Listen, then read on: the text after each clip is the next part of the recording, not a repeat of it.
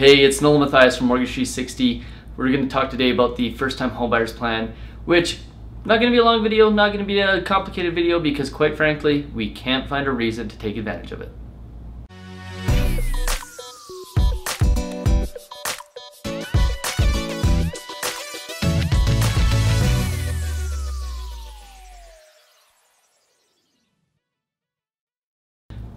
Okay, so before we get into today's video, do me a favor, hit the subscribe button and hit the notifications button if you find the information you're getting from our YouTube channel as beneficial.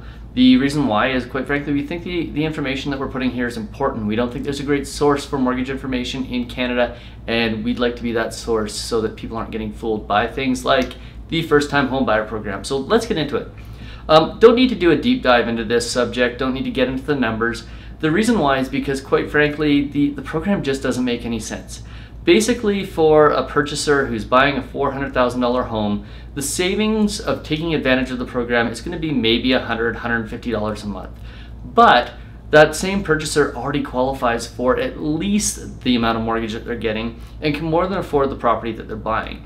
So the question becomes, why would you create an equity partnership with the government for part of your home when there's no reason for you to do so? It's not like you're buying more house, you can afford the house you need. You're basically just saying, okay, here, take 5% or 10% of my property in the equity, and we'll just see what happens in the future. Maybe the property value will go up, maybe it'll go down, but at the end of the day, you're creating a business partnership with the government. And here's the thing about creating a business partnership with the government. If you're creating a business partnership with another individual, well, the rules are really clear. You both have to do what's fair. But in this case, the government gets to make the rules. And we don't know what's going to happen 25 years down the road when your mortgage is paid off, and then you've got this $25,000 loan that essentially you paid off to, or made with the government, agreement you made with the government. And we don't know how you're going to have to pay that back. Are you going to have to refinance your house or start making payments to the government? And more importantly, what if they decide to change the rules? What if a different government comes into place?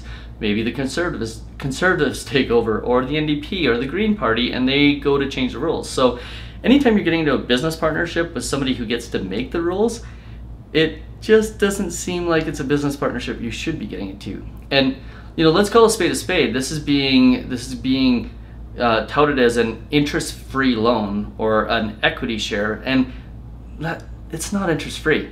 It's not anywhere close to interest-free. Like, come on.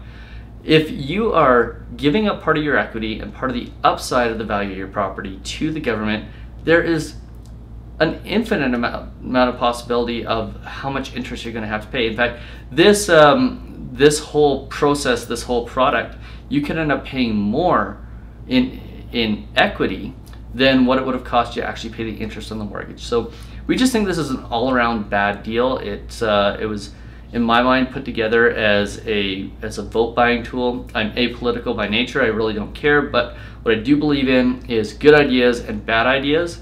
And what I clearly can tell you about this first-time homebuyer program, aside from the increase of being able to take $35,000 out of your RSP instead of only $25,000, the actual equity share piece is what I would call unequivocally a bad idea. So I don't think we're going to see anybody taking advantage of it at Mortgage 360, because we believe in transparency, honesty, and the honest conversation is going to be, this is not a good idea for anybody. But we'll see what happens. If somebody comes to us and says, hey, we really want to take advantage of this, we'll get them the mortgage, because ultimately we guide the process. Client makes the decisions, but our best advice is avoid this process and avoid this product at absolutely all costs, because bad ideas are bad ideas, good ideas are good ideas, and this is a bad one. Again, do me a favor, if this information was helpful, insightful, please hit the subscribe button, hit the notifications button, and we'll see you on the next video. Cheers.